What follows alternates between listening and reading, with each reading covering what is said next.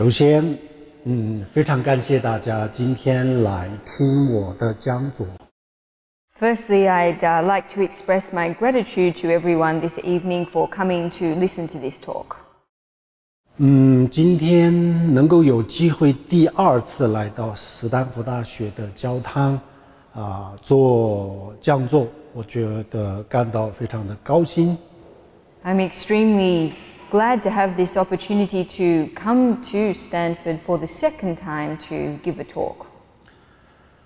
那么我们今天的这个讲座的内容呢，就怎么样面对压力和烦恼，开发潜在的能力。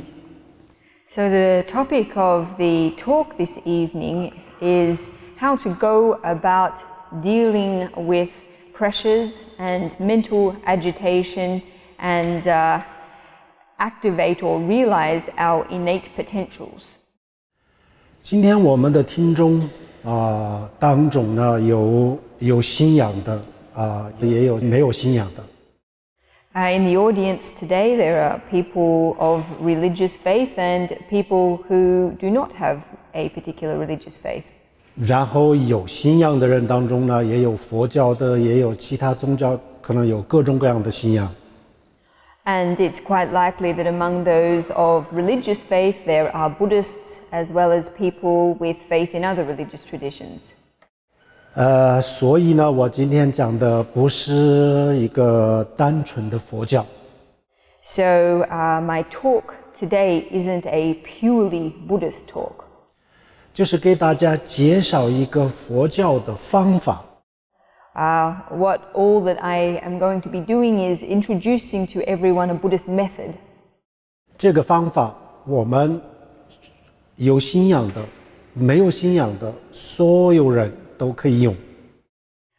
And this method or approach is something that anyone can use, regardless of whether they have a religious faith or not. 我们用了一个这样子的佛教的方法，这是不是等于是我们是佛教徒了？我们学佛了？还不是。So it doesn't mean just because we make use of this method that we are automatically a Buddhist. 全世界的宗教有各种各样的宗教，每一个宗教里面都有很多的方法，这些方法我们都可以用。Among the world's various religious traditions, there are many methods and approaches, and these are all at our disposal to make use of. 对我们的生活有帮助的，对我们有利的这样子的方法，不管是什么样的宗教里面有，我们都应该去用，也就是可以用。Those aspects of religious traditions that are helpful to us or are beneficial to us, we should feel free to make use of. 但是我们接不接受这个宗教的其他的内容这个是另外一回事。But this is a separate question to accepting the other content or content besides this in a particular religious tradition. 我们人类的这个需求、追求，看起来表面上似乎是非常复杂，有各种各样的追求。On the surface, it would seem that human needs are very complicated. They're very diverse, and humans have all kinds of needs. 但实际上，到最后的时候呢，我们的要求很简单。At the end of the day, however, our needs are actually very simple. 就是为了能够找到一个幸福、快乐这样子的生活。And our primary need is to locate a happy life. 这是我们所有人的最基本的需求、最基本的追求。This is the most fundamental need and pursuit of all humans. 很简单。It's very simple. 可是，一个这么简单的、最基本的这个需求我们很多人很多时候都达不到。Notwithstanding that this need is very simple, many people in many situations are not able to fulfill it. 那么这个到底是什么原因？ And what's the reason for this? 我们过去很多人认为物质可以解决所有问题。In the past, many people were of the opinion that material things were able to solve all problems. 物质对我们每一个人的生活当中是非常非常的重要，没有物质我们无法生存。And of course, the material things are extremely important in our lives. Without material things, it wouldn't be possible to survive. 但是我们拥有非常丰富的物质的生活以后呢，我们会发现还有很多问题仍然没有解决。However, once we've established a very abundant state of material life, we will discover that there are still many issues that have not yet or are still to be resolved. 那么这个问题它到底是什么问题呢？主要是我们的精神上的问题。And what are these issues that remain to be resolved? They are primarily related to our spiritual lives. 我们每一个人的追求，最后就是寻找一个幸福快乐的感觉。Most people's or everyone's pursuit ultimately is to find or to locate a feeling of happiness. 那么这个感觉它到底是一个什么呢？它的本质是什么？ And this feeling, what is its basic essence? 它就是一个我们的内在的感受。 It is a psychological or inner feeling. 那么这个内在的感受它有很多很多的渠道。 And this inner feeling, or to achieve this inner feeling, there are many different channels. 有些时候它来自于物质。 In some cases, this feeling derives from material things. 有些时候呢，它来自于非物质。 And in some cases, it derives from non-material things. 那么我们怎么样能够找到这个真正的幸福？我们怎么样合理的面对这个压力我们今天简单的给大家介绍这方面的方法。 So as to how we can go about really locating this sense of happiness and reasonably cope with pressures in our life, I would this evening like to share with you a method or approach. 首先痛苦，肉体的痛苦和我们的精神的痛苦，这个我们一直都拒绝不欢迎不想接受。 First of all, physical suffering, psychological suffering are both things that we typically resist, we don't welcome, we do not accept. 可是我们的生活总是离不开各种各样的痛苦。 However, our lives are inseparable from all kinds of suffering.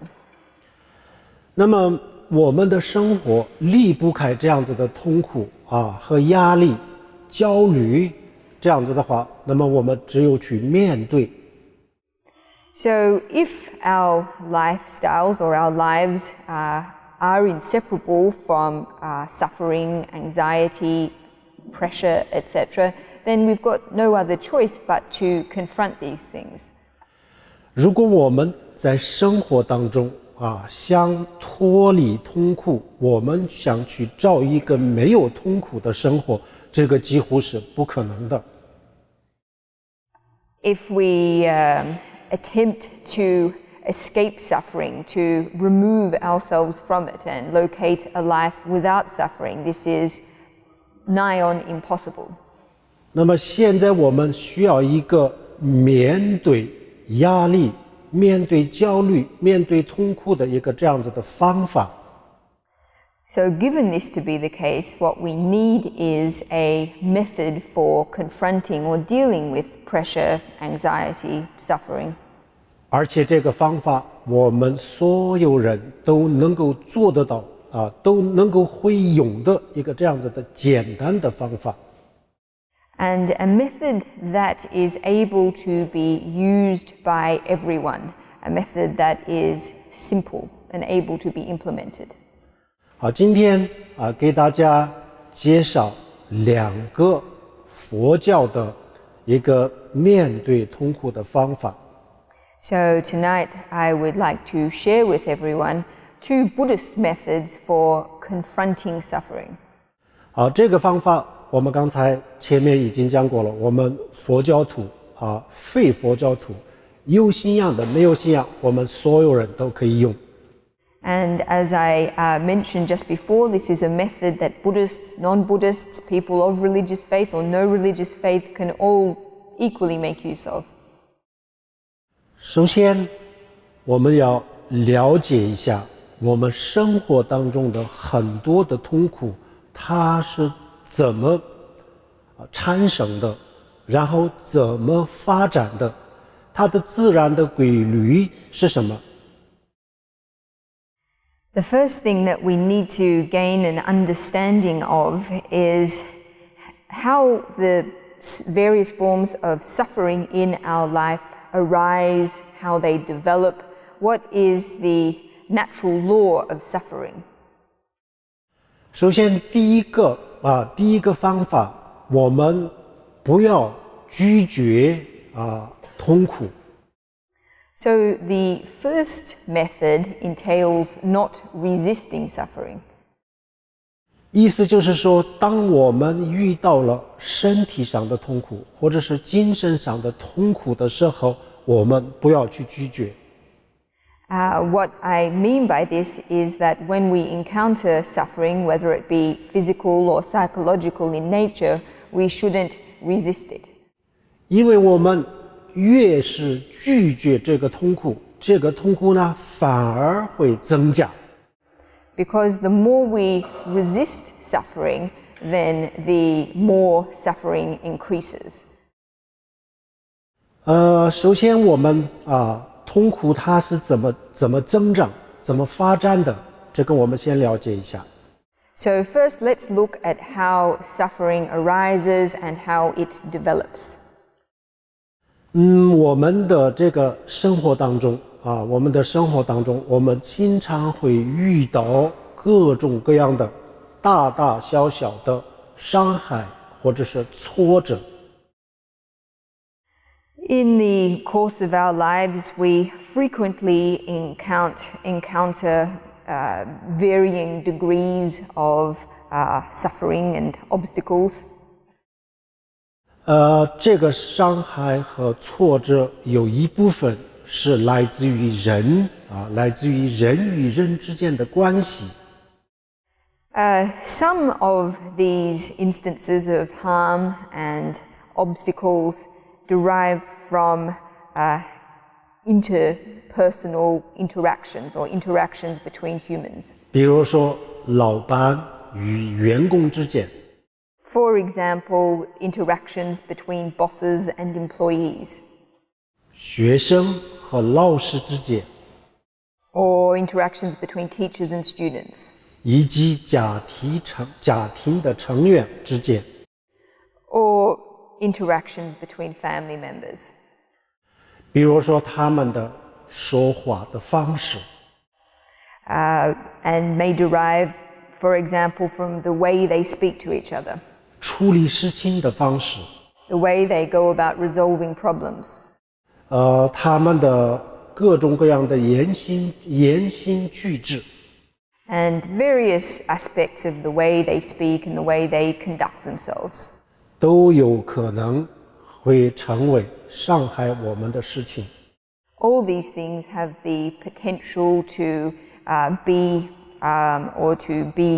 forms of to harm us in various ways. 然后除了人的关系以外，还有就是物质，有一部分是来自于物质。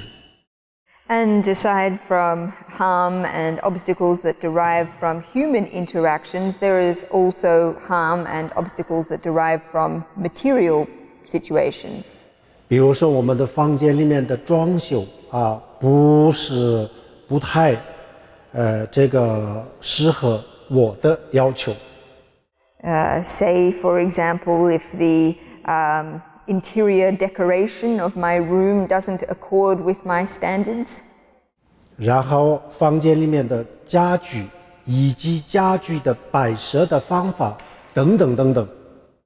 Such as the type of furniture in the room and its layout. 还有工作上的不顺利。Mishaps that occur in the course of our working lives. 这些都有可能给我们带来各种各样的这个伤害或者是挫折。So all of these things have the potential to cause us harm or create obstacles in some ways. 所以如果我们想逃避的话，几乎是没有办法逃避。If we wish to avoid these things, it's quite impossible. It's very difficult for us to do so. 那么这个时候有一个问题我们必须要明白。So in this context, there is an issue or there is a principle that we need to gain a clear understanding of. 请大家注意。Please everyone listen carefully. 我们越挑剔，我们的这个痛苦就会越增长。The more fussy or finicky we are, the more our suffering will increase. 然后我们越与人计较，然后我们的痛苦就会越增长。And the more fussy we are in relation to other people, our suffering similarly will increase. 然后我们越是不耐烦，然后我们的痛苦就越增长。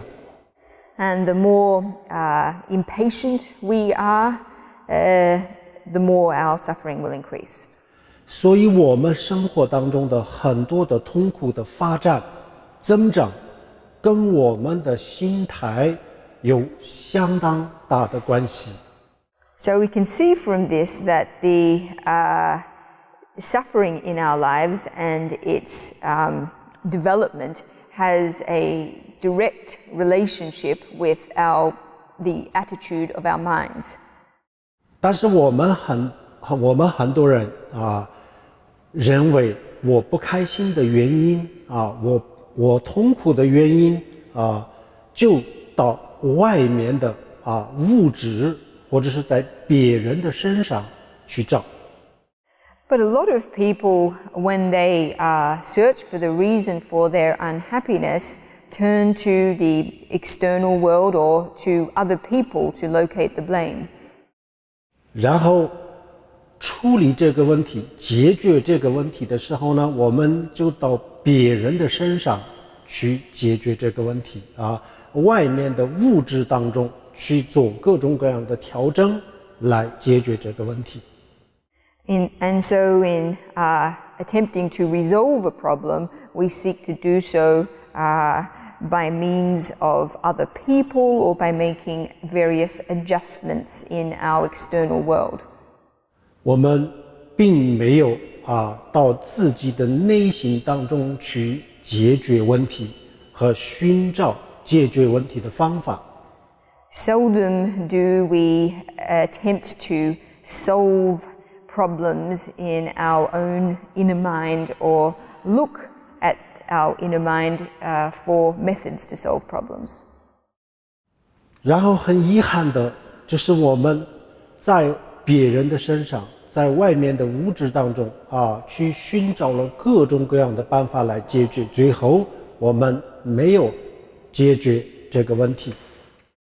And a very regretful thing is that by so doing, we are not able to locate in the external material world or at the level of relationships with others means for addressing our problems.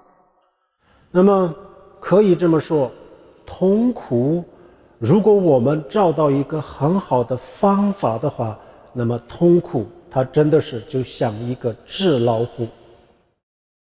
So you could say that if we are able to locate an effective method for dealing with it, then suffering is nothing more or need not be anything more than a paper tiger. 然后我们没有找到这么好的方法，那么痛苦它不是纸老虎，而是真老虎。However, in the absence of having an effective method for dealing with it, then suffering is far from a paper tiger, it's a real tiger. 那么这个痛苦对我们来说，它到底是纸老虎还是真老虎，以我们的心态来决定。As to whether suffering presents itself to us as a paper tiger or a real tiger, this is determined by the attitude of our mind. 并不是痛苦本身来决定。It's not determined by suffering itself. 那么方法是什么呢？第一个方法，我们接受痛苦。So the first method for dealing with suffering is to accept it. 举一个很实在的比喻，比如说我们去体检，然后发现我们得了绝症，没有办法治疗。So I'll give you a very real kind of example. Let's say that we go for a medical examination and are diagnosed with a terminal illness. 那么这个时候我们的第一个反应是什么呢？ What is our first reaction typically in this situation? 我们会说，为什么是我呢？为什么轮到我头上呢？ Typically, we would say, why is this me? How is this transpired on my person? 那么我们也要请问自己，那应该是谁呢？ In fact, we should be asking ourselves, if not ourselves, then who should it more correctly happen to? 那么这样子的这个反应这样子的第一个反应，我们拒绝这个痛苦，然后呢，我们的痛苦就是会越来越增长，心理上的痛苦就会越来越增长。So by in the first instance resisting suffering in this way, our suffering, that is our psychological suffering, will only continue to increase. 然后这个时候还有一个问题当我们遇到一些问题的时候，遇到一些挫折的时候，我们特别喜欢去想这个事情。And then there's another related problem. Typically when we encounter various forms of suffering or obstacles, we really like to think a great deal about it. 它本身就不是一个很严重的问题，但是呢，我们越想不通，越想就想不通，最后我们的心里就变成了一个非常严重的问题。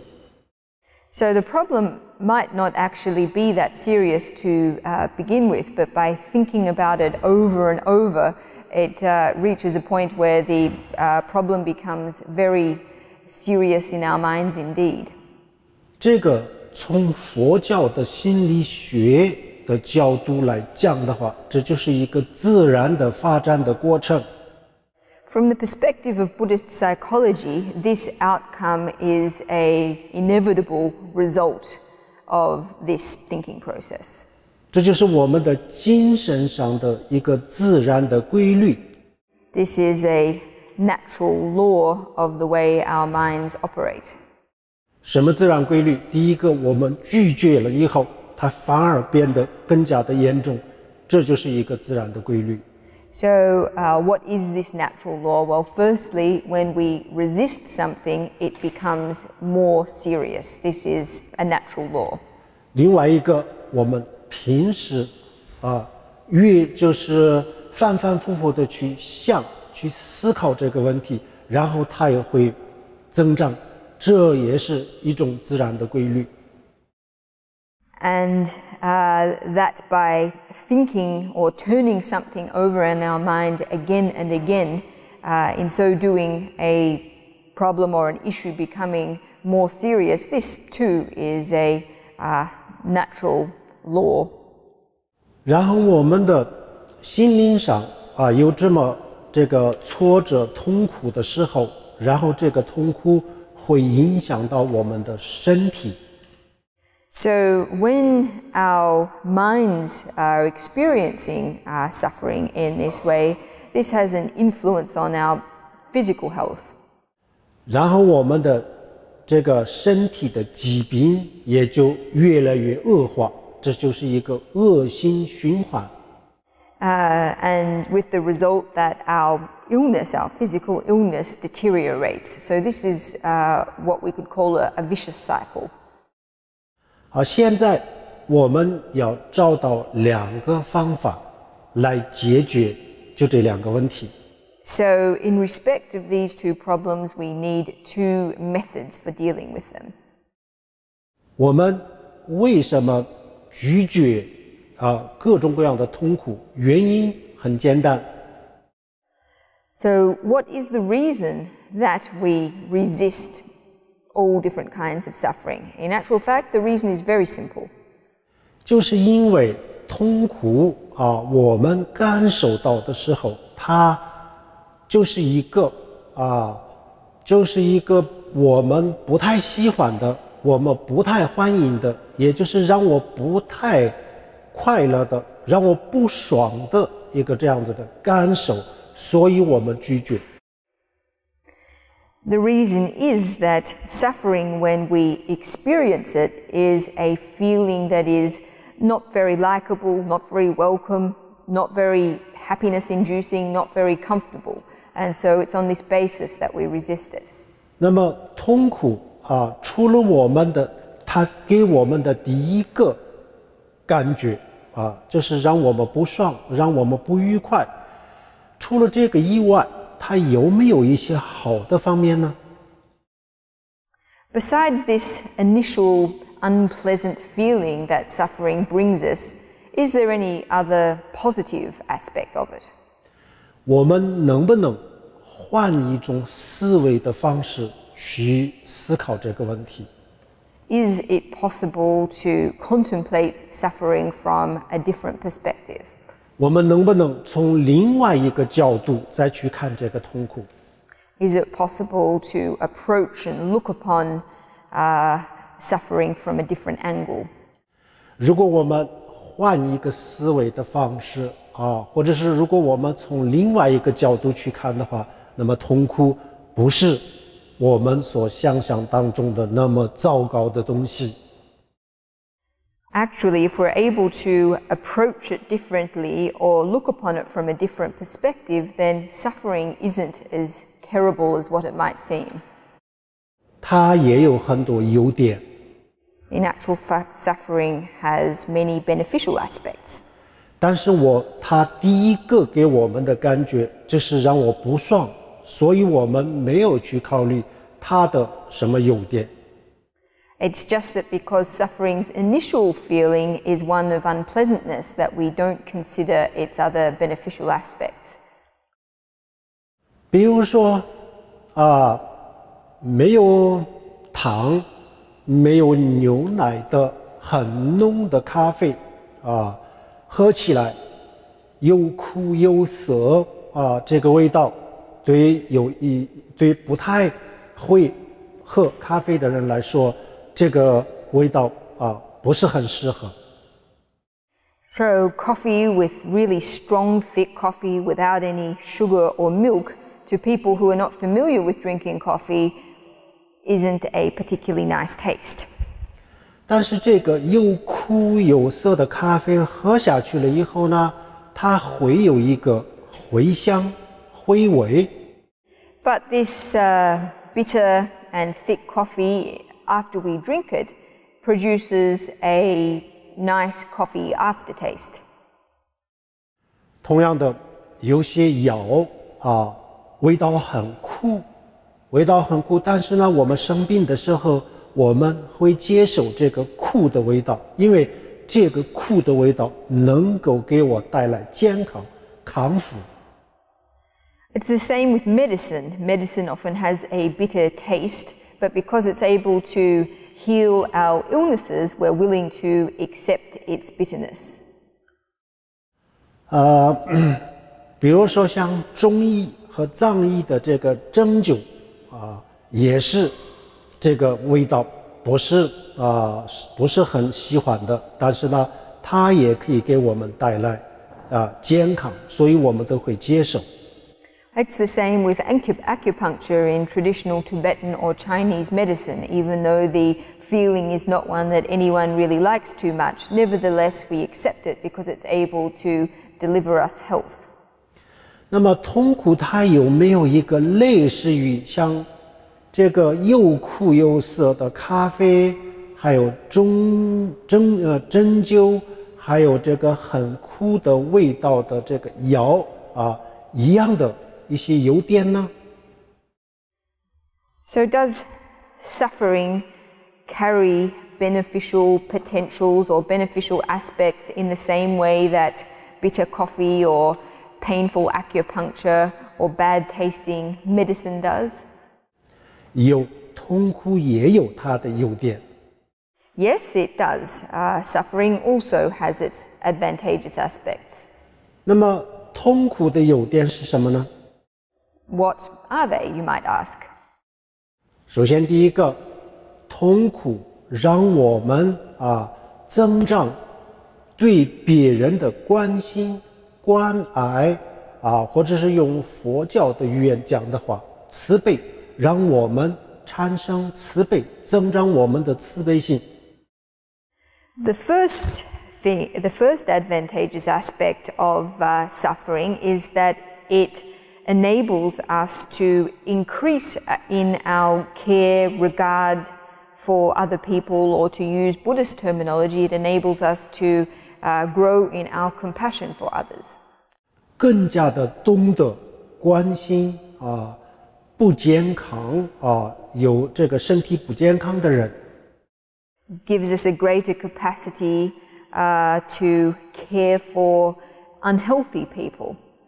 由此有可能我们的生命变得更加的有意义，更加的有价值。And it's possible in gaining a deeper or increased capacity to care for others and hold others in compassion that our lives will thereby become more meaningful and valuable. 比如说有一些人发现他感染了艾滋病的病毒。 For example, people who discover that they have they've contracted AIDS. 然后头几天的时候呢，就感觉特别的痛苦，特别的伤心。And upon receiving the initial diagnosis, feel extremely despondent and upset. 然后他开始关注跟他一样的其他的感染者。 And they begin to pay attention to other AIDS sufferers who are in the same situation as themselves. 然后他非常的同情和这个关爱跟他一样的人。 And in so doing, they develop a empathy and care for others in this similar situation. 然后他开始投入到为艾滋病的病毒携带者或者患者服务的行业。 And on this basis, they may dedicate themselves to work or service for relieving the suffering of other AIDS victims. 然后他在一个这样子非常绝望、非常失望的边缘上，找到了一个意外的收获。And it's possible in this way for people who are at extremely desolate and despondent and marginal points in their life to locate entirely new lives. 他突然间发现自己的生命特别的有意义。And thereby discover that their life is suddenly replete with meaning. 特别有价值。And full of value. 它的意义和价值是什么呢？就是能够帮助到很多很多跟他一样的人。And what is this meaning and value? Well, it is precisely the meaning and value of being able to help many other people in the same situation as oneself. 然后他发现了自己的生命的意义以后这个他对他来说就是一个跟他带来一个很大的幸福感。And discovering one's purpose in life in this way is capable of conferring a very strong sense of happiness. 他帮助了很多人，在这个帮助的过程当中，他发现他的这个付出，就让很多人感受到了幸福和快乐。这样子以后呢，最终他看到了他能够帮助到人的时候，反而他自己觉得特别的开心。So in seeing one's efforts to help others result in their happiness, this ultimately causes the person helping others to feel very happy in their own minds. 这样以后呢，他的这个生命从此以后，确实是实际上也就是变得很有意义。And from this point onwards, a person in this situation would find that their lives have become extremely meaningful. 因为他这样子每一天都很开心就是这种愉快的心情，然后就影响了他的身体。And because they feel a strong sense of happiness every day, this then has a positive result on their physical being. 他身上虽然有这个病毒，但是呢，很长时间都没有发生什么没有发展的很恶化。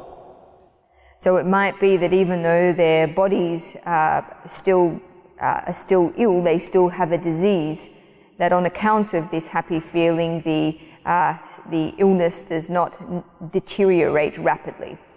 藏传佛教的历史上有一个非常了不起的女性的成就者。In the history of Tibetan Buddhism, there was an extremely outstanding female practitioner. 那么她怎么样变成藏传佛教历史上的最伟大的这个女性的成就者之一呢？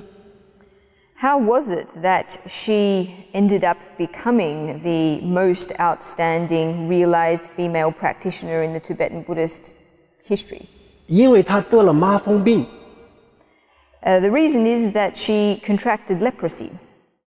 当时的医疗解决不了这个麻风病。The medical conditions at the time were not sufficient to cure leprosy. 然后他们的村里的人就害怕感染到其他人，把这个人赶出来了。And her fellow villagers, fearing becoming infected themselves, expelled her to another place. 谁都不理她。No one paid any attention to her. They all ignored her.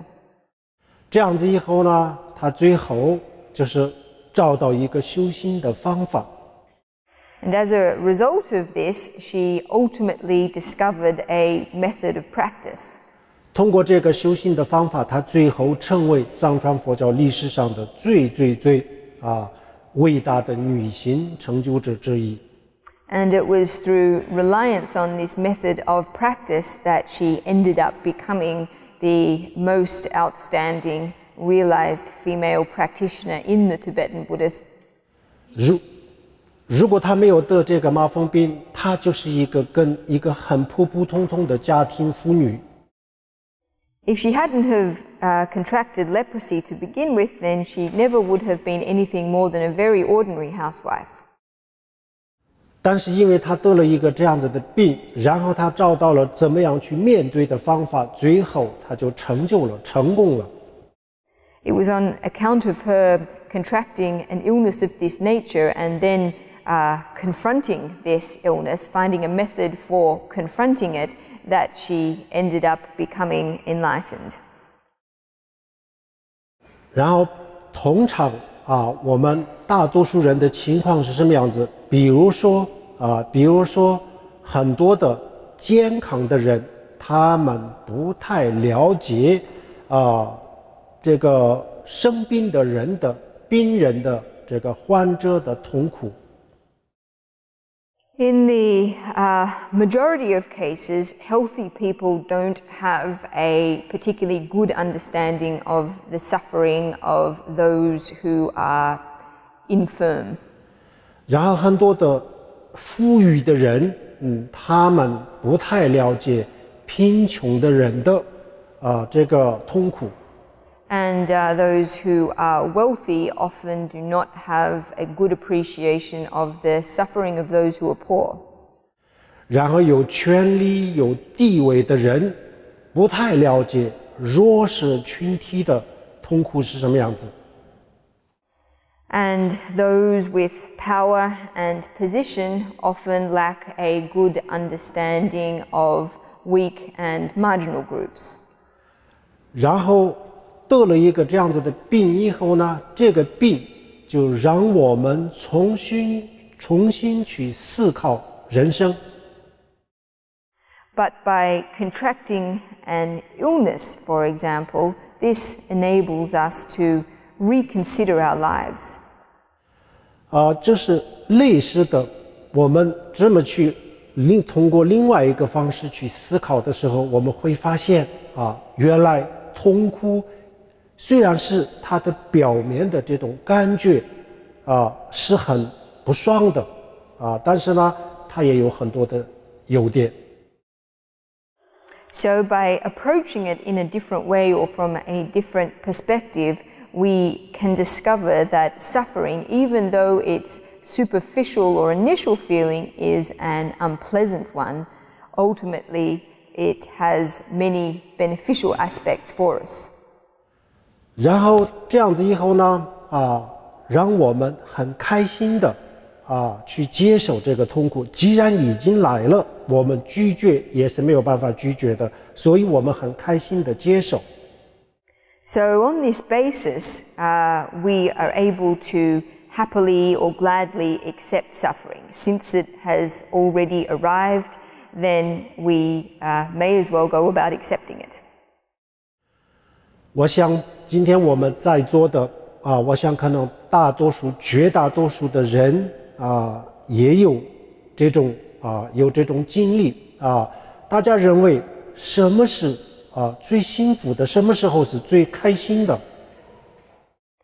I would say that that most people sitting in the audience this evening have some experience of this nature. I wonder what everyone regards as most happy, most joyful.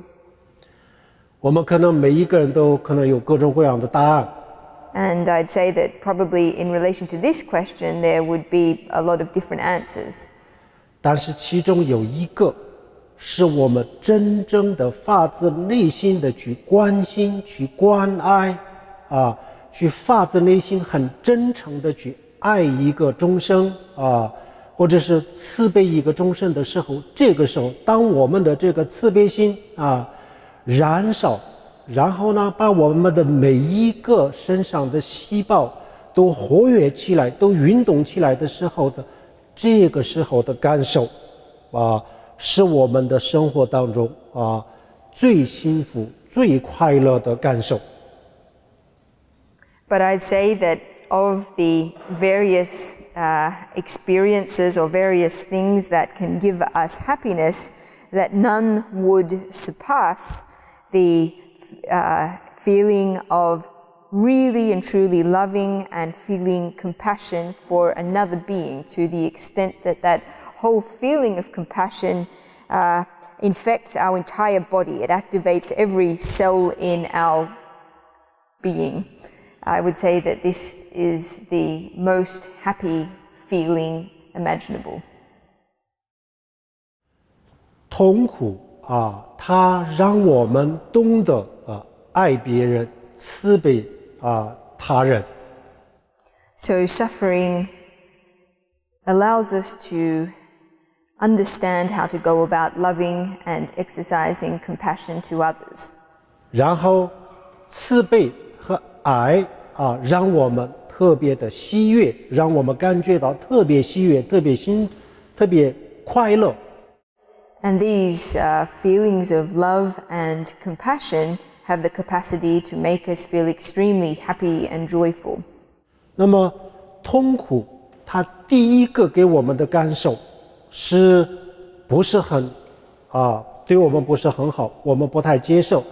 但是呢，这个不太接受的后面就有让我们开心的，让我们更加的幸福的这样子的作用。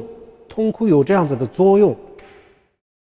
So even though the initial experience or feeling of suffering is one that we don't really like and don't really accept, beneath this or underneath this, suffering has the function or the potential to make us feel very happy.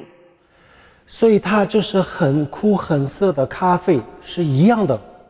So it's just the same as extremely bitter coffee. 好，这个道理我们明白了以后呢，比如说我们发现我们得了绝症或者是我们的生活当中发生了什么重大的问题，这样子的时候呢，痛苦不会让我们倒下。So in understanding this principle, if we are to or were to contract a terminal illness or encounter some other grave problem in our lives, suffering would not have the power of toppling us. 所以我们不要害怕痛苦。So we needn't fear suffering. 当然没有痛苦是最好的。Of course, not having suffering is the best situation. 如果有了，那我们拒绝是没有办法拒绝的，就接受。我们用一个非常好的方法，面对的方法就接受它。However, if we have suffering, then there is no other approach but to accept it, and this is an extremely good approach. 比如说冬天下雪的时候，雪花飘飘的时候，我们的手伸过去然后这个雪花落到我们的手里的时候，它就融化了。So it's like in winter when it's snowing and we stretch out our hand and a snowflake lands on our palm, it melts upon contact. 它从空中飘来的时候呢，它是雪，但是在我们的手里它是水。So even though the snowflake, when it's falling from the sky, is ice, when it makes contact with our palm, it turns into water. 所以我们先把接受痛苦，接受了以后呢，让它融化。So it's by accepting suffering that we enable it to melt. 好，那么这个是我们应该接受、开心的接受的理由或者是道理，就是这样子。So what we have covered here is the reason why we should happily go about accepting suffering. 然后当我们还没有遇到痛苦的时候，我们做一个小小的训练锻炼。And it's advisable that prior to encountering suffering, that we do some amount of training. 我们的每天的生活、每天的工作的压力都是很大的。The pressure associated with everyday life, of course, is very great. 然后湾区在这个地方影响全世界的这些大公司都在这里。And in the Bay Area, the most influential companies in the world are clustered or concentrated here. 在一个这样的公司里面呢，找到一份工作是很多人的梦想。Finding a job in one of these companies is the dream of many people. 但是这个梦想同时也给我们带来巨大的压力。But typically, finding such a job is something that creates a great deal of pressure for us. 那么我们有再大的压力，再忙，每天就是我们就这么10分钟、20分钟这样子的时间当中静下来思考一些问题。Regardless of how pressured we are and how busy we are, however, it is necessary to put aside even just 20 or 10 minutes each day to contemplate some issues.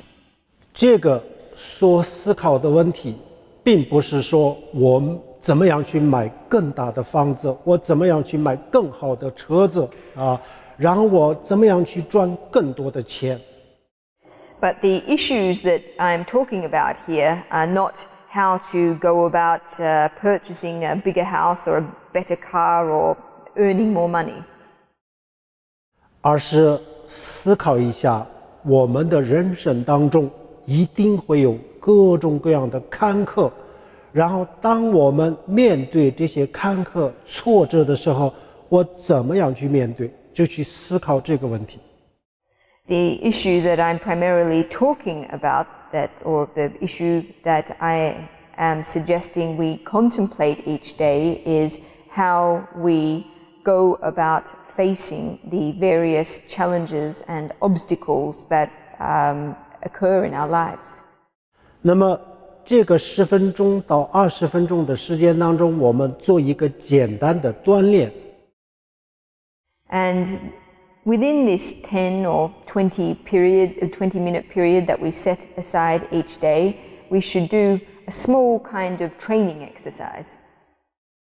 首先要告诉自己痛苦实际上这是一个纸老虎。Primarily, what we need to tell ourselves is that suffering is ultimately a paper tiger. 当我遇到它的时候，我千万不要去拒绝，我千万不要去害怕，我要淡定、开心的、喜悦的去接受。When one encounters the paper tiger, one should not resist it, fear it, but should stoically and happily accept it. 如果我能这样子的心态去接受的话，它一定会在我的手里的雪花一样，它一定会融化掉的。If we're able to accept it in this way and with this attitude, then just in the same way as a snowflake melts on contact, so too will the paper tiger melt. 生活当中的所有的挫折所有的痛苦，我一定要很淡定的去接受。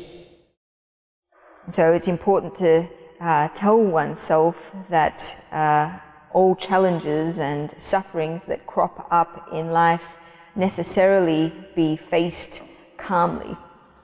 我一定要鼓起勇气的去接受它。We need to encourage ourselves to summon courage in accepting these various challenges and sufferings. 这样子，它一定不会伤害我。because in so doing, these sufferings will by no means harm us.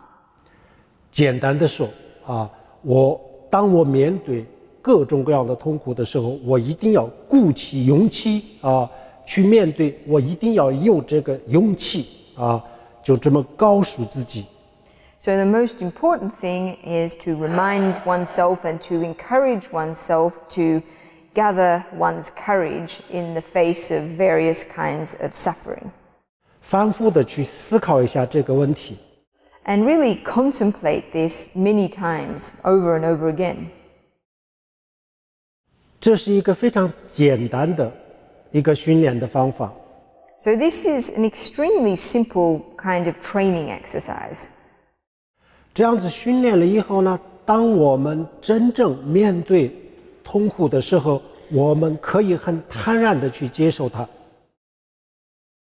If we are able to train ourselves in this way, then when we really find ourselves encountering suffering, we will discover ourselves being able to accept it very readily. 然后我们一定能够这些难关很顺利的度过。And we'll find ourselves being able to very smoothly navigate these difficult junctures in life. 那么这个时候呢，一定会发生一个奇迹。And at these points, a miraculous occurrence will take place. 平时我们特别的不耐烦，特别的挑剔、计较离这个痛苦躲得远远的，这样子的时候呢，哪怕是一个很小很小的事情，都会伤害到我们。Usually we're very fussy, we're very finicky, we usually try to keep our distance from any kind of suffering, even extremely small forms of suffering, fearing that they will harm us in some kinds of ways. 然后我们只有这样子的勇气去面对的时候我们去接受了痛苦，但是我们接受了以后呢，这个痛苦就立即就会消失，或者是降到很小很小。But when we gladly accept suffering in the way that we have been speaking about, we will discover that immediately or suddenly the suffering will either disappear, or if not completely disappear, then become much lessened in its intensity. 就像天上飘下来的很大的雪花，到了我们的手里，它就会融化一样。Just like a very big snowflake falling from the sky, when it hits our palm, it melts. 然后这个时候我们就有勇气面对任何一个痛苦，我们都不害怕任何一个挫折。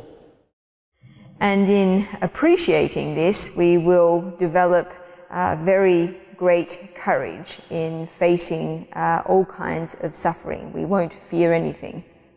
然后我们把我们自己的这个意识培养成一个非常坚强的很勇敢的这样子的意识，然后去面对这一切。And we'll be able to cultivate extremely brave and strong minds that are able to face anything. 好，这是我们今天给大家介绍的第一个方法。So this is the first method of confronting or dealing with suffering that I wanted to share with you tonight. 第二个方法就是我们比如说我们就是这个复杂的人际关系当中有些人的说话的方式、做事的方式、处理事情的方式让我不开心然后呢回家了以后反复的去思考这个问题，反复的去想这个事情，放不下。这样子的时候呢，这个问题本来不严重但是呢，它一定会越来越严重，越来越严重。So the second issue or situation is in respect of complex interpersonal relations. So we might find ourselves in a situation where the speech or the behavior or the problem-solving approaches of others does not meet with our agreement, and we go home and can't stop thinking about it. We can't let go of our thoughts about it, and problems that originally weren't so serious in nature, due to our constant thinking about them, become or grow in their intensity. 它就像一个气球一样，没有吹气、没有大气的时候就很小很小。但是吹了气、大了气，它就慢慢它的体积就越来越大、越来越大，最后它会爆炸。It's just like a balloon. Before we blow air into it, the balloon is very small indeed. But once we start to blow, it expands in size. And finally, if we continue to blow, the balloon explodes. 那么这个时候呢，我们想一个方法。我们的意识不要让它继续去思考这个问题。So what we need here is a method to stop our minds from continuously contemplating or thinking about the problem at hand. 那么我们应该用什么样的方法呢？如果我们要去控制它的所有的我们的意识的活动，让它停止，这个几乎不可能。So what kind of method do we need? If we were looking for a method to control every aspect of our mental activity and in fact to cease our mental activity, this is not very realistic. 所以这个时候我们给他提供一个他可以去思考的东西。So what we need to provide our minds with is something else to think about. 比如说1岁的小孩哭的时候不开心哭的时候，2岁的小孩给他一个玩具玩这样子就不哭了。It's like a 1-year-old child who is crying. If we give them a toy, they stop crying. 那么这个时候呢，我们要给我们的意识给他提供一个玩具去玩。So what we need to do in moments like this is give our minds a toy to play with. 这是什么呢？这个就是禅定。And this toy for them to play with is meditation. 让他去数息、数呼吸。And meditation of counting breath. 还以及有各种各样的禅修的方法让他去修。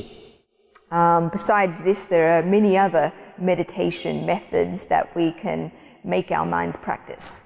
然后在生活当中行走坐卧所有的生活当中都给他提供一个可以用到生活上的生活里的一些思维的方法，也就是一种禅修。And additionally, provide our minds with some new ways of thinking that it can use in everyday life. And in actual fact, these new contemplative approaches or ways of thinking are also a form of meditation. 让他把这个注意力转移到另外一个问题上面。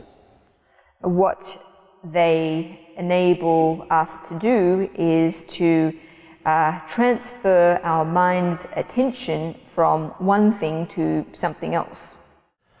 这样子以后呢，他就不会去继续思考他的这个挫折或者是这个心灵上的打击。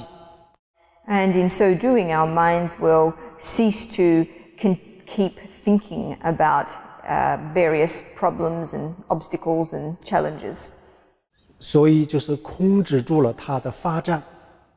And this will have the result of controlling the development of our minds thinking about these things. 好，这是这两个是我们今天给大家这个介绍的一个这个解决这个心理问题的一个方法。第一个方法。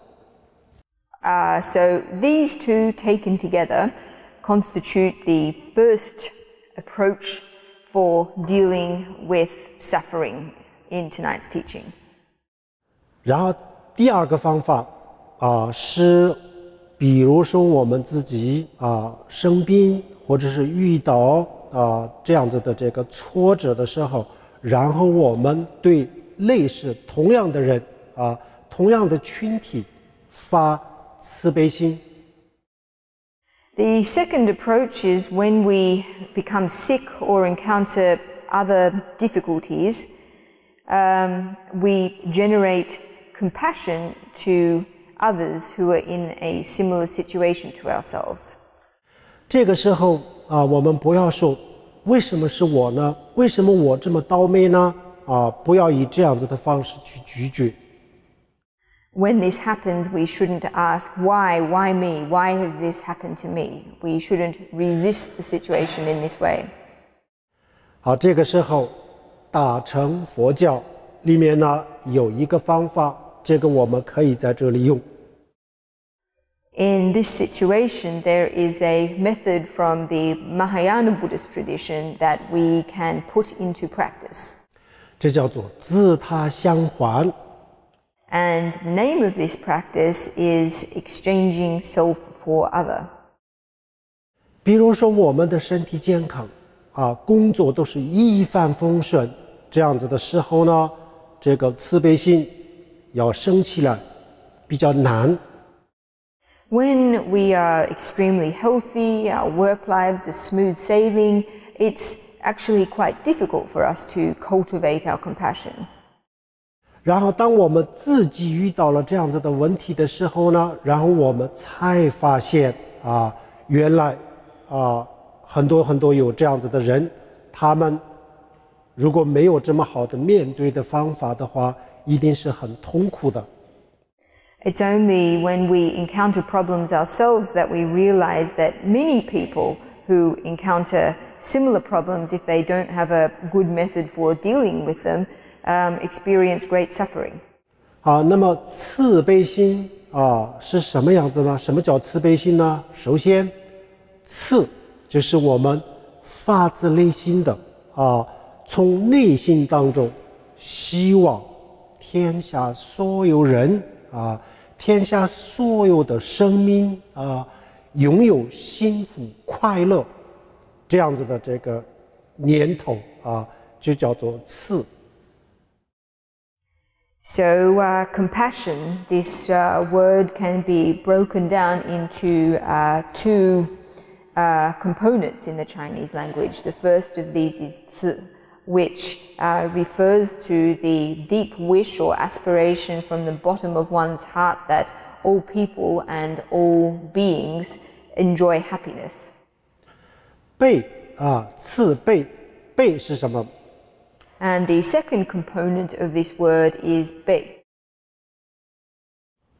这是藏语里面就是娘戒就是悲。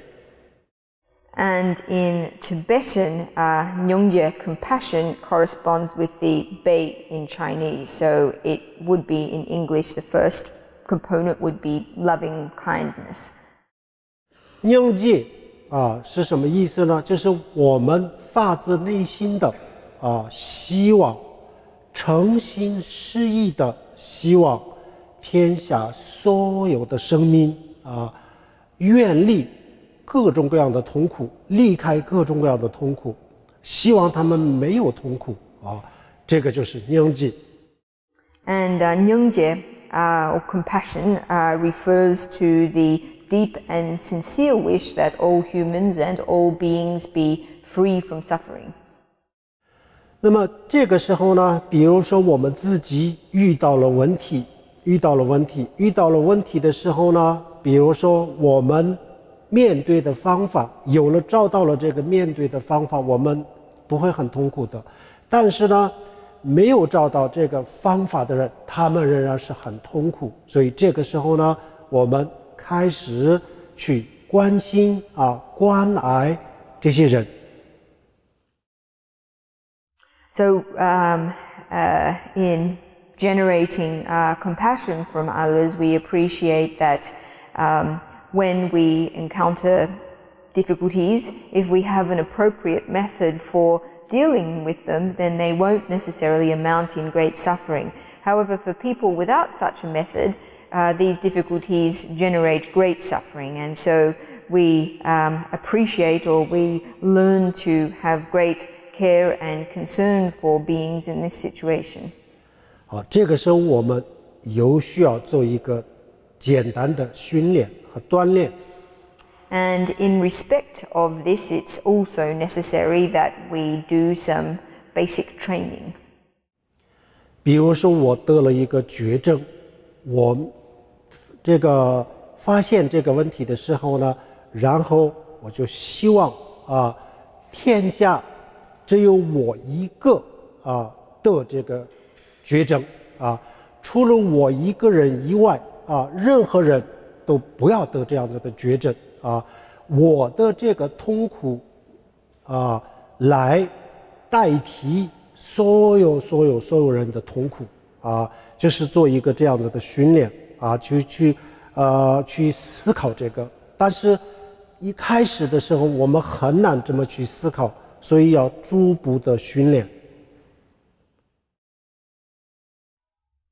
So if, let's say, we were diagnosed with a terminal illness, then how we should go about thinking is that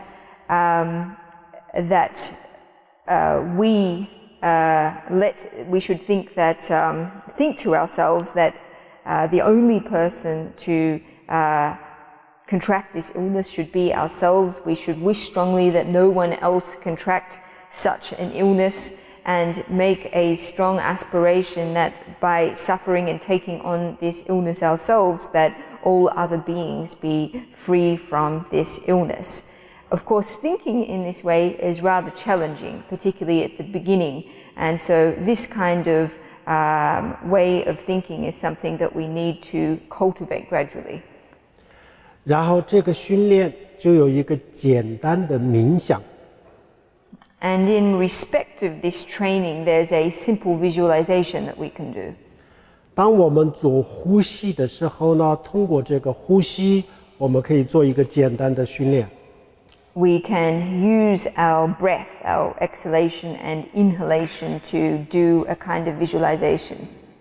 我们吸气的时候吸进来的时候呢，我们冥想所有人，天下所有人的痛苦，肉体的痛苦，精神的痛苦，都变成了一个黑色的气体然后我吸进来的时候，吸气的时候呢，通过这个气体就融到我的身体上也就是把所有人的痛苦就是我来代替我代替了以后呢，我就冥想所有人都幸福了，所有人都远离所有的痛苦，只有我一个人来承担这个痛苦，就是这样子做一个简单的这个冥想。So this simple visualization that we can do is, upon inhaling, visualize that all the suffering of other beings, physical suffering, psychological suffering, take the form of a black vapor. And in breathing it in, we visualize this taking on this suffering ourselves. And in doing so, enabling all beings to be free from this suffering. So this visualization involves imagining ourselves to be taking on this suffering in the stead of others. We visualize ourselves being the only person to take on this suffering. So this is a simple kind of visualization that we can do. 然后我们呼出去的时候呼气的时候呢，把我们的所有的健康、幸福、快乐，所有的好的东西就成为一个白色的气体，然后就分享给所有人，然后呢，这些所有人他们就获得了我给他们分享的这个幸福和快乐，从此以后他们很幸福很快乐就做一个这样子的训练。And then upon exhaling, we can visualize all our health and happiness and all that we have that is positive take the form of a white vapor. And by exhaling this, our health, happiness and positiveness becomes shared with everyone. And from this point onwards, they develop great happiness. So this is, again, a simple visualization. 通过这个训练，我们的心里增长这个慈悲心或者是爱心。So this simple exercise enables us to grow in our loving kindness or compassion. 最后，我们的内心当中充满了爱，或者是充满了慈悲心。And with time, this practice will enable our minds to be full of compassion and loving kindness. 这个慈悲心完全可以压住我们所有的焦虑、抑郁、不开心的事情。And this compassion completely has the capacity to suppress our negativity, our anxiety, and other negative mental states. 从此以后，我们任何时候都保持一个非常喜悦的心情。And it enables us to maintain a mind and a state of mind that is extremely happy and positive. 从此以后，我们的生活更加的幸福，然后我们的生命变得更加的有意义。Our life becomes more happy from this point onwards and becomes more meaningful too. 然后，当我们自己拥有一个这样子的爱和慈悲心的时候，然后我们可以帮助到我们身边的很多的人。And when we have cultivated love and compassion of this nature, then we become capable of benefiting a great many people. 这是我们今天给大家要介绍的第二个方法，就是慈悲心。So this is the second method that I wanted to introduce tonight, the cultivation of compassion.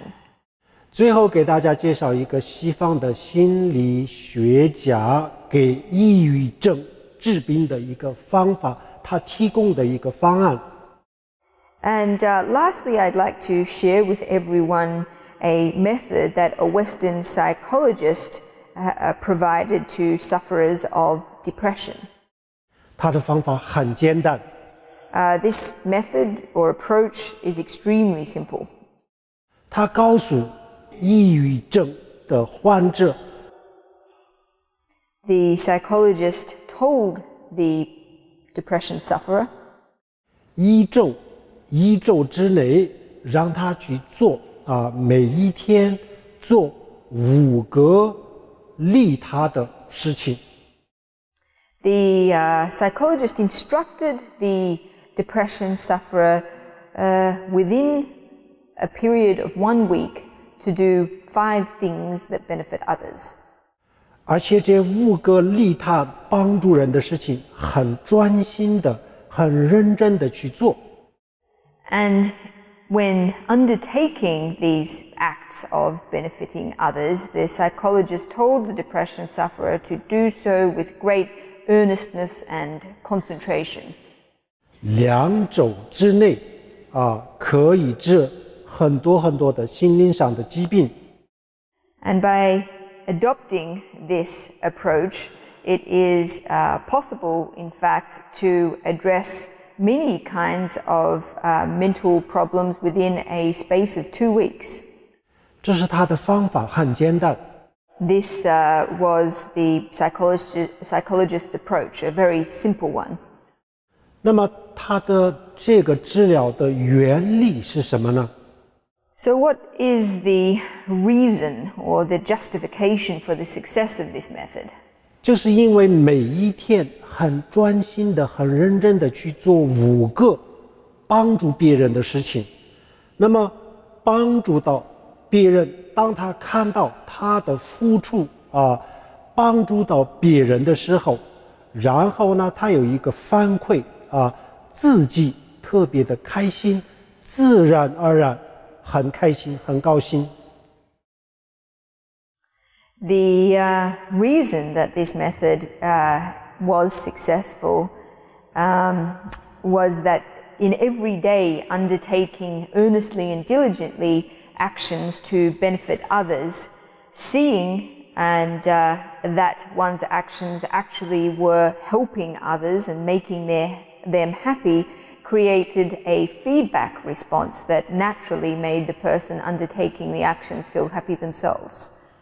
2周之内，他每天都这么开心，所以2周以后，他的抑郁症治好了。And because the depression sufferer who was taking this approach found themselves happy every day on this account, within a period of 2 weeks, their condition was healed.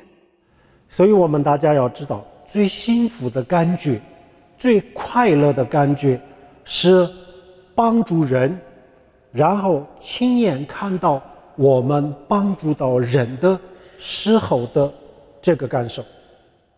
So everyone needs to understand that the most happy feeling we can have is that of helping others and perceiving personally the benefit that our help is bringing them.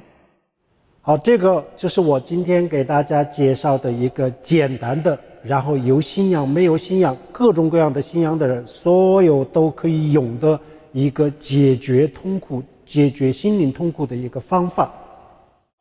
So that is a method that everyone here tonight, regardless of what your religious background might be, can put into practice in order to deal with suffering of the mind. 那么我们今天的讲座1小时40分钟当中，这么长的时间当中，大家非常非常认真、非常专心的听了，非常感谢。So in my talk tonight, which has lasted approximately an hour and 40 minutes, everyone has listened so carefully, and I'm very grateful for this. 我们的讲座到此结束，非常感谢。So this is the end of my talk.